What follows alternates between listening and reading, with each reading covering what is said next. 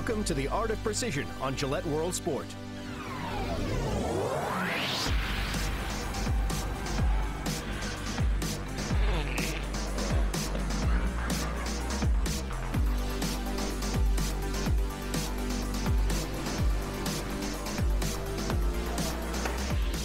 Coming up today, Brian Grubb takes us wake skating in unique locations.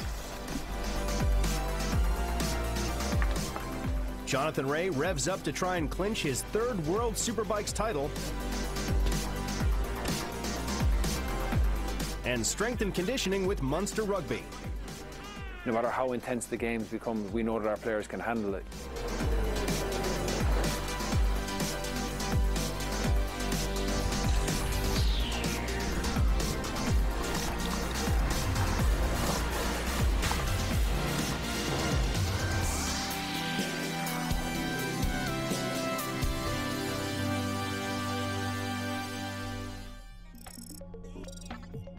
First up on Gillette World Sport, we look at how peak conditioning is maintained across a full Pro 14 rugby season with Ireland's Munster Rugby. My name is Simon Zevo. I play full-back. It usually involves me running a lot, scoring tries. It's good fun when we have the ball, not so much when we don't. The strength and conditioning side is massive. It's a long old season. From week to week, it's very important to try and build momentum as opposed to peaking too early. So we generally try and build throughout the season with the aim of challenging for trophies come May. So that's when we're usually at our peak fitness. So the strength and conditioning staff are excellent in terms of different programs for different people and being very position aware of the strengths that some people need. So the strength program itself is planned to follow the way the season works. So as you can rightly assume, we have critical games, those European games, high-stake derby games against other teams in Ireland. Those particular games, our program tends to match those. So as we move from pre-season, where we have a lot of time in our hands and there's no pressure of games, we tend to focus a lot on maximal strength development. And then as we step into the in-season part of the year, we look at moving the program then to more power focus. And that helps then when we get to Europe, that we are really at maximal power development for all our players. Because it's for power, there's less demand on them from raw strength and it doesn't fatigue you as much. It gives us more chance to recover well for the games that are important and critical for that time of year. With Zeebs, his main focus as a back three and someone who's exceptionally quick, we tend to give him a lot more power-based exercises. He really comes to the fore when those exercises are there. So for us, it's giving him the minimum needs that he gets within the gym setting here, and then the maximum amount of exposure that he can get on the pitch to produce the best results for him. As a player, he'd probably admit himself, he's not a gym-based orientated player. He's flair-based. He loves being on the pitch much more than what he'd like being in here. And as an S&C coach, that's really important for me to know because I need to tailor my demand for him and what I perceive that he needs to do and what my expectations of him are in here to match what I also expect of him on the pitch. I'm probably not the best to talk about it, but the work is very important. You notice it though if you're feeling good after a good week's work in the gym or if you're feeling fresh. You notice that extra yard of pace. If you're feeling sluggish, you mightn't get through the gap that appears on a weekend. So it's the small details we would notice as players, so we try and get those extra inches as much as possible. For me specifically, I suppose, yeah, it can be tough. I enjoy being out on the pitch. The gym sometimes can be, repetitive, I suppose, is the only way I'd say it, but it's all for our players' benefit, so in between sets I might be dancing around the gym a little bit, but yeah, I usually try not to get too distracted and enjoy myself as much as possible. There's great camaraderie in the team. There's a lot of taking the mick out of each other, so any chance you can get to get one up on one of the lads is a chance you must take, especially the heavy guys, all the big forwards. It's usually kind of forwards versus backs, so we try to pick on the forwards as much as possible. It's imperative to our game plan that we have our players that are properly conditioned to play the way we want them to be able to play. From a forwards coach point of view, set piece is obviously going to be huge for us, so to have the players just literally big enough, but then you have to combine that with being able to move around the field and be athletic enough to get off the ground quickly in the line out, to be able to contest line out. So it's getting the balance between having them big enough to play the games, when the game becomes attritional, and then having them athletic enough that they can take opportunities when they're there in open play and being explosive. Make sure he has the leg drive through to the 5 metre here, okay? It'll be a bit different, you know, some of the forwards and the stronger guys, they probably have a more of a strength-orientated program, doing all the heavy lifting and lifting in the line-outs and scrummaging, and for the backs it's more speed, power-based, so we do a lot of concentric squats and counter-movement jumps and a lot of power stuff so that our speed can be very quick and powerful and strong. The players spend more time with the S&C coaches than they do with anyone else when they're in the club. So I think the S&C coaches really set the tone for them in terms of the work ethic and the culture that's in the club. And I think that for a lot of the players, their ability to go to a dark place when they're in really, really tough conditioning sessions gives them confidence then when they go on the field, and gives us confidence as coaches that no matter how intense the games become, we know that our players can handle it. And then I suppose on the other side is just the players' mental preparation, that they know, listen, I am physically able now, I've got to be mentally prepared to go to that dark place. I've done it in training with my S&C coaches.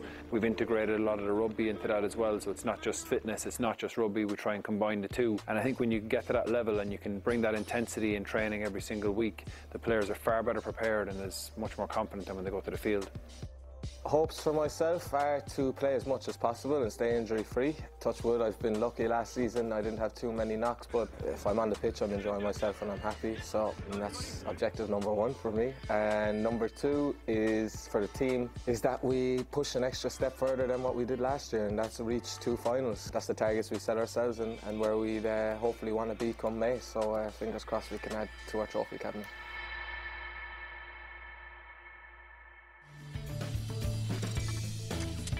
Next, we catch up with the latest action from the Superbike World Championship at the 11th round in France. Heading into the weekend of racing at Circuit de Nevers-Magny-Cours in France, two-time world champion Jonathan Rea had dominated the previous 10 rounds. Holding a 120-point advantage over his nearest rival Tom Sykes, Rea had set himself up to take the title for a third consecutive season. Starting from pole position in the first race, all he needed to do was win and he would be crowned 2017 Superbike World Champion. A great start from Jonathan Rea, off like a rocket straight away. A good start from Teddy Mercado. Watch also for 4 as Sykes slides his way up into second but runs a bit wide there. An unbelievable start from Chaz Davis as well, already up into podium contention by turn 3. In tricky wet conditions, Rea made a sensational start and was leading by over 2 seconds after 1 lap.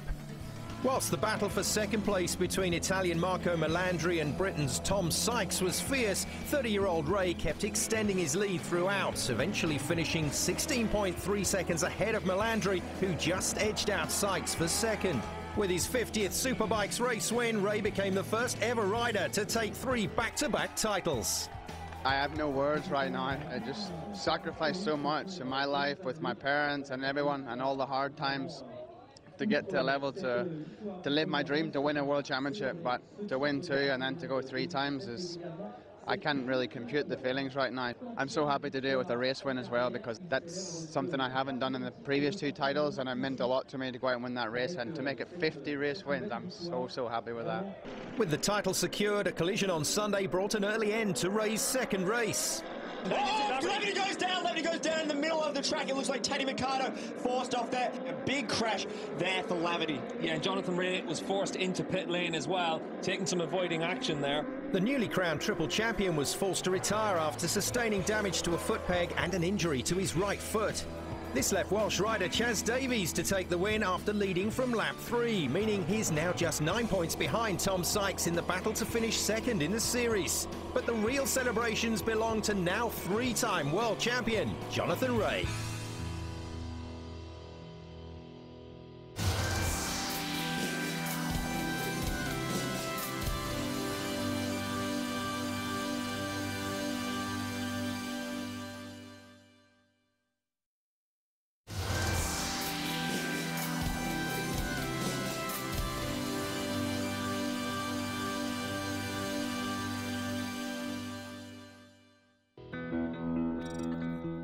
Now we're pushing the boundaries of wake skating with one of the sport's pioneers.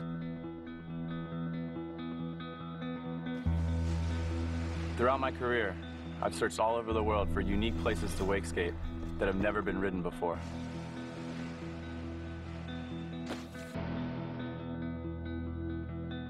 Discovering unique locations like this and then being able to ride them, these are the moments I live for.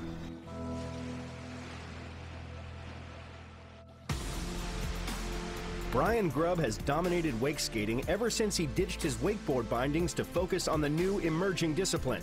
As much as he excels in competition, his first love is free riding in new and exciting surroundings.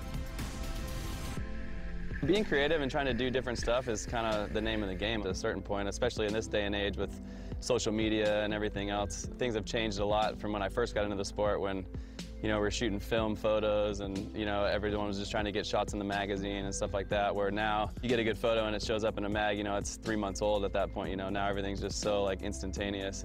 So yeah, now we're always trying to do different stuff that people haven't seen before, and obviously trying to do new tricks and stuff like that obviously is going to help push the sport and innovate it. Many of Grubb's international projects have been groundbreaking, none more so than his discovery of snow wake skating in Bosnia's rural mountains. This opportunity came up in Bosnia to use that location. They originally proposed it to do something in the summertime, and then we asked them how much snow gets into that zone, and they say it just dumps up there. It's really close to a big ski resort and stuff up there. So once we knew that we could do it in the wintertime, that became our plan. It was crazy. I mean, the conditions changed every single day we were there. We got a little bit of snow every night, and we had 2 big dumps, where we got over 2 feet in there. But it actually worked in our favor, and looking back, it worked out great because we wanted that fresh snow and the fresh tracks of everything, just no footprints anywhere and everything. So we got that one really cool morning, where we rode the snowcat up into the zone, and the sun was out, and it's just a perfect, untouched snow field with this creek running through it. So that day was amazing. I rode for 3 or 4 hours, I think, straight, just because we knew the light was good and we were getting good stuff, and it was basically the perfect conditions that we wanted. But that was a total kind of a gamble, and we didn't know if it was going to work. No one's ever tried to wake skate on snow before. We knew we could ride through the water, but we didn't know how it was going to work on the snow and stuff. I mean, we just, had these ideas, and we just went there to try them all out, and most of them ended up working out, and the video, came out really well. The last big international project that I did was at the Cleopatra pools in Turkey. Basically, the hot springs that come out of there, they channel this water into this pool that is made to look like old ruins. So we put a rail in there to make it look like a pillar was coming out of the water. But it was a great shoot. I mean, the water was 90 degrees, so it's super warm. The only downside of it was the pool is pretty small. So by the time you'd get up to speed, hit the rail, and then basically as soon as you would land, you would have to hit the brakes because the end of the pool was right there and stuff. So it was a really small location to film on, but from above it looked really cool, and we got some pretty cool stuff there. Just trying to ride in places that have never been ridden before, bring wake skating to places and to different countries that have never seen it. All that footage and stuff that we do, gets out on the internet and exposes the sport and wake skating to people all over the world. You come up with these crazy ideas and you hope they work, but when they do work, that's a really fulfilling experience. And we have some ideas coming up that are hopefully going to really turn some heads. So yeah, really looking forward to this year and next year filming some pretty cool stuff.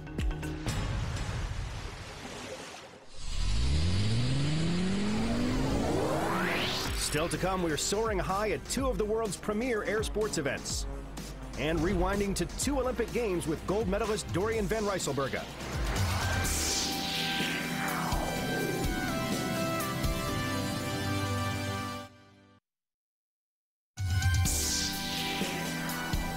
Welcome back to Gillette World Sport. Coming up, the 2-time RSX Olympic champion looks back at London and Rio. And we take to the skies in gas balloons at the Gordon Bennett Cup.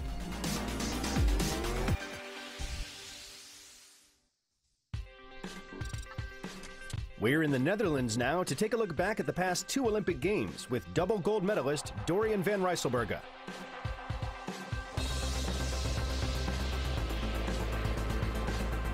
My first Olympics was the Olympics in London in 2012. You know, it's all about the Olympics. We have World Championships, we have World Cups, we have European Championships, but in the end, it's all about the Olympics. It's every 4 years, of course, so there's a long time in between, but that's the pinnacle of everybody's career, especially for us.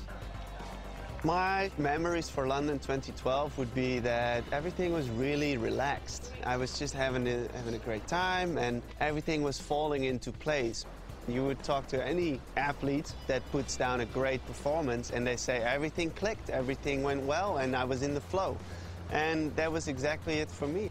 Even before I dreamt of it, I tried to visualize it, that I would be able to get a gold medal. But the real reality came in when we had the second to last day, and I actually had enough points to not lose it anymore. And the worst I could be was first. When you're standing behind the steps of the stage at the Olympics and you're about to stand up and step onto that first spot, it's not like your whole life flashes in front of you, but there's a couple of thoughts that go through your head. And the biggest thing is that it's actually true, it's actually happening, and you get the medal around your neck, and that's really amazing. At the time, Van Rijsselberghe's win in London 2012 would have been his last, as the International Sailing Federation had made the decision to replace the Olympic windsurfing class with a new kiteboarding event for the Rio Olympics. However, following a successful online petition, the decision was reversed and the RSX class was reinstated. The funniest thing with our Olympic windsurfing was that we got knocked out of the Olympics. We got changed to kitesurfing.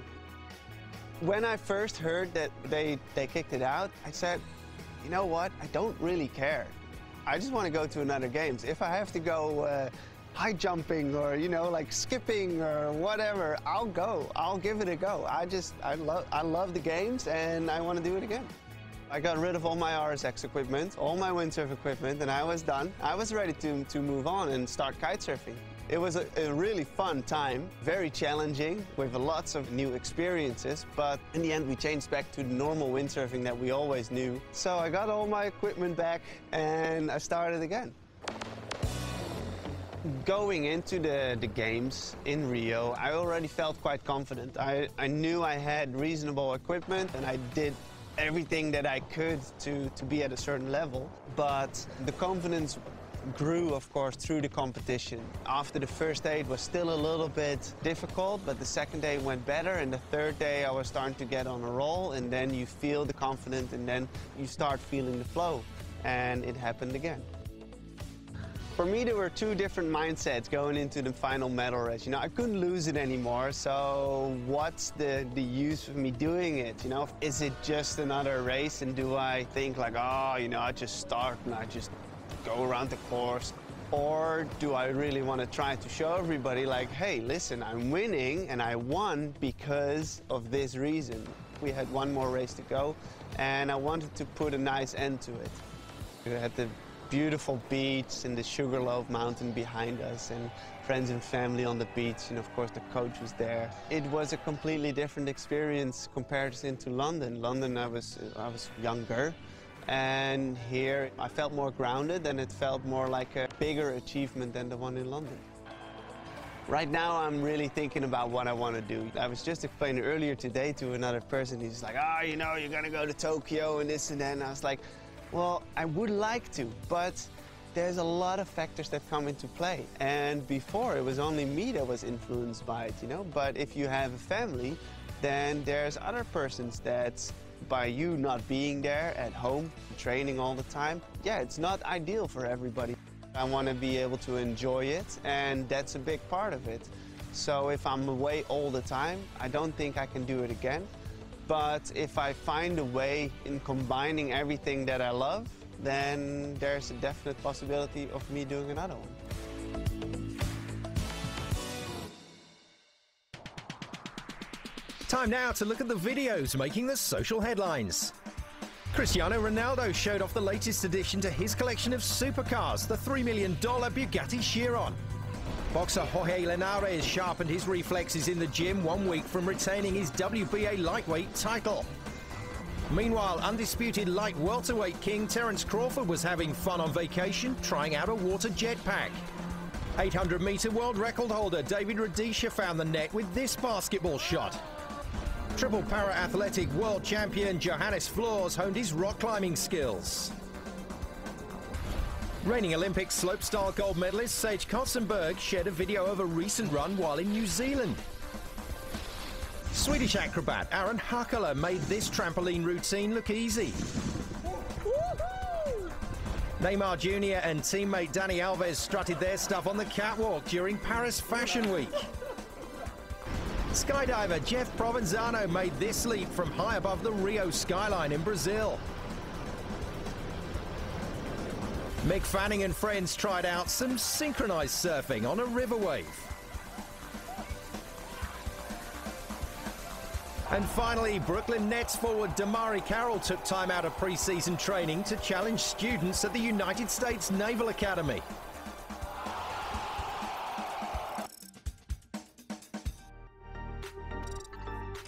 Finally this week, we turn our focus to air sports, starting with the premier event in world balloon racing. The Gordon Bennett Cup is the oldest and most prestigious gas balloon race in the world. The format is simple and has remained the same since its very beginnings in 1906. The balloon team who fly the furthest distance win. Switzerland's Kurt Frieden and Pascal Wittpreistiger were victorious over the last 2 years, so it was in their home country from an airfield near Gruyere that 21 gas balloons carrying 42 of the world's best balloon pilots took off into the unknown for this year's edition. Launching into a sunset towards the northeast, carried only by the wind and thermal lift, the teams initially divided into 3 groups, flying at different altitudes. After the first full day in the air as they headed towards Lithuania and Estonia, it soon became apparent that France's Vincent Leys and Christoph Hoover would take home the title. They landed just ahead of the Russian border in Estonia after spending over 36 hours in the air and traveling exactly 1,836.06 kilometers. Meanwhile, in Malalaan, South Africa, another world championship was about to take off. 36 of the best aerobatic pilots in the world from 10 different countries gathered near the Kruger National Park for 10 days of competition, which would see the FAI World Aerobatic Champion crowned. Aerobatic competitions are based on the same principle as figure skating. The objective is to perform a set number of maneuvers in front of judges who assess the performance in 3 different categories: known, free and unknown. The French team showed outstanding overall performance. An experienced trio showcased an impressive array of maneuvers, which led them to claiming victory in the overall team ranking. The best individual pilot after 10 days of competition was highly prolific Mikhail Mamestov of Russia. He proved his skill with unmatched precise maneuvers paired with perfect flick rolls and was subsequently crowned the new world champion.